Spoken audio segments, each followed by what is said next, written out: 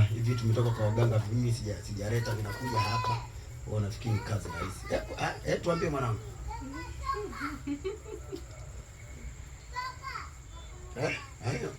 Shika.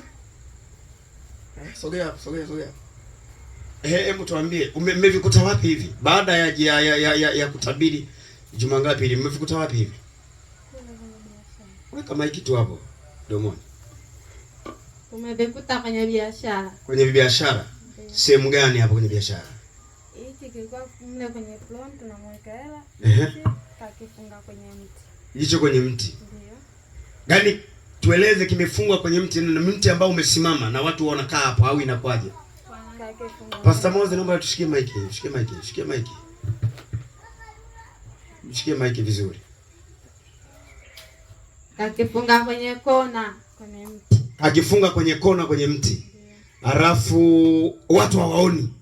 Ndio. Na hakuna anayeona. Na nyinyi mlikuwa mnakiona kabla hapo? Ndio, tulikuwa tunakiona hatukujua ni nini. Hamkujua ni nini, lakini baada ya kutoka kwenye maombi siku ile ndio ukaenda kugundua. Ndio. Ukajua ni nini. Ndio. Na hiki kingine kilikuwa kimekaa kwenye nini? Kwenye ploni.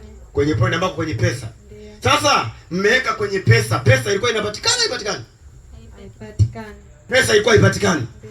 Kabisa. Ndio. Lakini hicho kipo pale. Ndio. Na kinavuta pesa. Ni kinini hicho? Ile kinaoga mafuta.